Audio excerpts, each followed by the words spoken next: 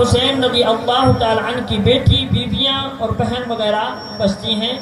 باقی جتنے بھی لوگ کربلا کے میدان میں آقا حسین کے ساتھ آئے تھے یا کوفہ سے آ کر آپ کے ساتھ شرکت کیے تھے، وہ سارے کے سارے لوگ جام شہادت نوش فرما چکے تھے۔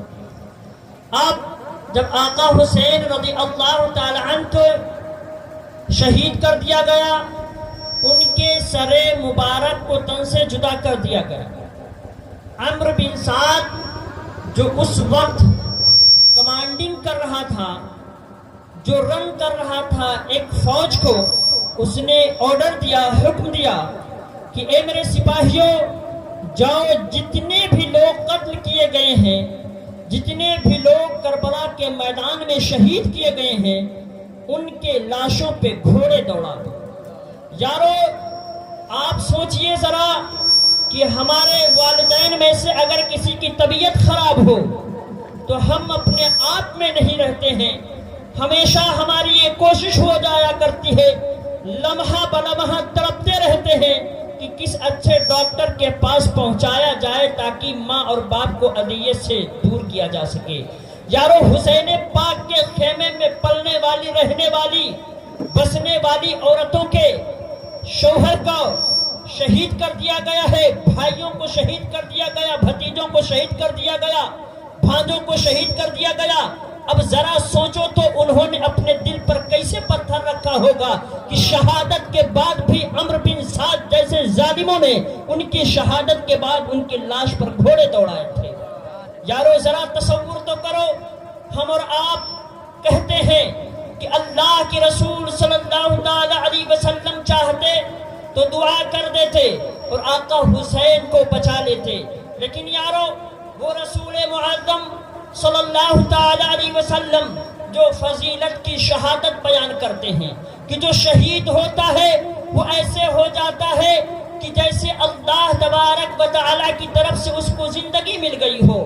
کہیں آقا کریم صلی اللہ تعالی علیہ وسلم فضیلت بیان کرتے ہوئے شہادت کی فرماتے ہیں، الشہید لا یجد علم القتل الا کما یجد احدکم علم القرصہ۔ اے لوگو، شہید شہادت کے بعد یا شہادت کے وقت اتنی ہی تکلیف یا اذیت پاتا ہے جتنا انسان کے چونٹی کاٹنے پر ہوتا ہے۔ یعنی اب آقا کریم صلی اللہ تعالی علیہ وسلم فضیلت بیان کر رہے ہیں، اگر آقا کریم صلی اللہ تعالی علیہ وسلم فضیلت بیان کرنے کے بعد اگر آقا حسین کے لیے دعا کر دیتے کہ اے میرے مولا، میرے حسین، میرے نواسے کو شہادت سے بچا لے، تو آنے والی نسل یہ کہہ سکتی تھی کہ دیکھو دیکھو آقا کریم صلی اللہ تعالی علیہ وسلم پر قرآن نازل ہوا تھا جس میں یہ بیان آیا تھا، آیت نازل ہوئی تھی، وَلَا تَقُولُوا لِمَن يُقْتَلُوا فِي سَبِيلِ اللَّهِ أَمْوَاتٌ، اور کہیں تھا وَلَا تَحْسَبَنَّ الَّذِينَ قُتِلُوا فِي سَبِيلِ اللَّهِ أَمْوَاتًا۔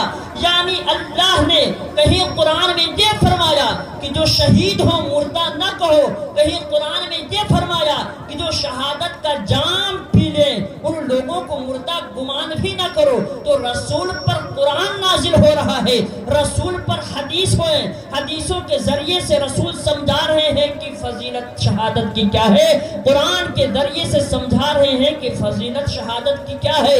اب اگر رسول اپنے نواسے کے لیے دعا کرتے مولا بچا لے تو آنے والی نسل دعویٰ کر سکتی تھی کہ دیکھو نبی خود فضیلت بیان کرتے تھے اور خود انہوں نے اپنے نواسے کو بچا لیا۔ یارو میرے نبی کی آنے والی آنکھ اس بات کو بھی دیکھتی تھی، میرے نبی کی آنکھ آنے والی اس بات کو بھی دیکھتی تھی کہ آنے والے وقت میں دنیا کے لوگ اپنے لوگوں کو کہیں نہ کہیں گرویدہ کریں گے، سمجھائیں گے کہ سوسائڈ بم باندھ کر کودنا اور لوگوں کو مار دینا انسان کو جنتی بناتا ہے۔ یارو اب آپ دیکھیں اسی دھرتی پر چاہے مسلم ہو یا نان مسلم ہو، وہ ایک دوسرے کو ابھارتے ہیں تاکہ جاؤ اور دوسرے کی نسل نسل کشی کرو، جاؤ اور کسی کو مار دو، قتل کر دو۔ اے مسلمانوں سنو، یہی جو بومبر ہوتے ہیں، سوسائڈ بومبر باندھنے پر لوگوں کو انکریز کرتے ہیں، آپ جب ان کے دیکھیں گے، تاریخ کا مطالعہ کریں گے تو آپ ان کو نہیں پائیں گے کہ انہوں نے اپنے گھر والوں میں سے بھی کسی کو کہا ہو کہ جاؤ اے میرے بیٹے جا، اور تو جا کر بم باندھ کر کہیں کود جا۔ اور نہ ہی یہ جو مسلمانوں کو مارنے کے لیے لوگوں کو برانگیختہ کرتے ہیں، نہ ہی اپنے بچوں کو، اپنے باپ کو کہتے ہیں کہ جاؤ مارو، بلکہ دوسرے لوگوں کو تیار کرتے ہیں۔ تو یارو، یہی سے پتہ چل جاتا ہے کہ نبی میں اور عام انسان میں کیا فرق ہوتا ہے۔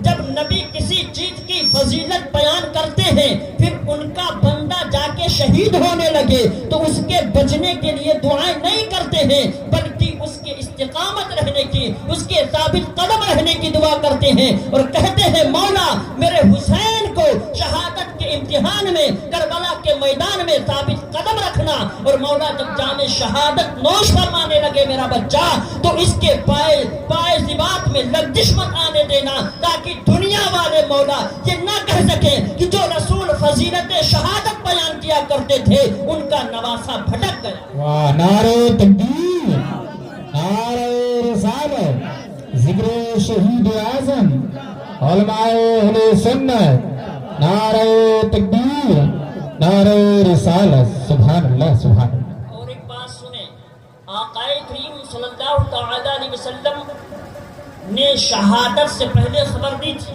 کہ میرا نواسہ شہید ہوگا، اور سب سے مشہور روایتوں میں سے ایک روایت ہے حضرت ام سلمہ رضی اللہ تعالی عنہ کے حوالے سے کہ آقا کریم صلی اللہ تعالی وسلم کے پاس فرشتے آئے، مقتل حسین کی مٹی اٹھا کر لائے، اور آقا کریم صلی اللہ تعالی وسلم سے عرض کیا کہ آقا آپ کا نواسہ فلاں جگہ شہید کیا جائے گا، اور یہ اس کے مقتل کی، اس کے قتل گاہ کی مٹی ہے۔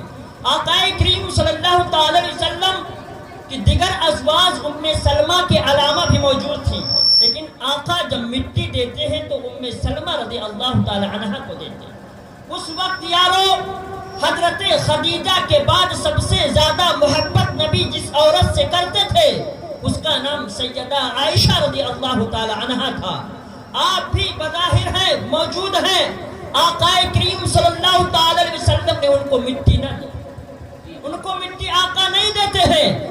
مٹی اگر میرے آقا دیتے ہیں تو ام سلمہ رضی اللہ تعالی عنہ کو دیتے ہیں۔ گویا کوئی نہ کوئی تو حکمت ہے، کوئی نہ کوئی تو راز ہے۔ میرے نبی کچھ تو بتانا چاہتے ہیں، دنیا کو سکھلانا چاہتے ہیں۔ گویا جب تاریخ کا مطالعہ کیا گیا تو پتہ یہ چلا کہ جن کا نام سیدہ عائشہ رضی اللہ تعالی عنہ ہے، ان کی وفات، دنیا سے تشریف لے جانا، وہ 58 ہجری میں ہو جاتا۔ پتہ یہ چلا مسلمانوں اگر عائشہ کو مٹی نبی دیتے تو مٹی اگرچہ پائی جاتی لیکن مٹی والی نہ پائی جاتی۔ پتہ یہ چلا میرے نبی کی نگاہ کرم دیکھ رہی ہے کہ آنے والے وقت میں عائشہ موجود نہ ہوگی۔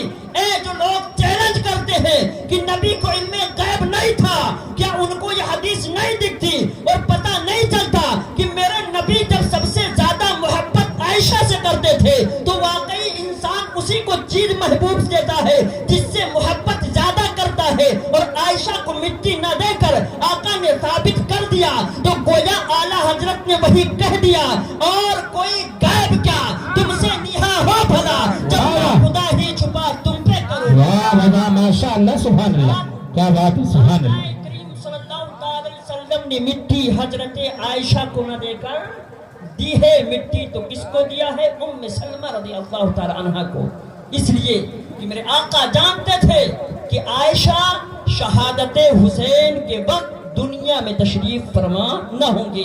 یارو اب یہیں پر ایک نقطہ اور سنتے چلیں۔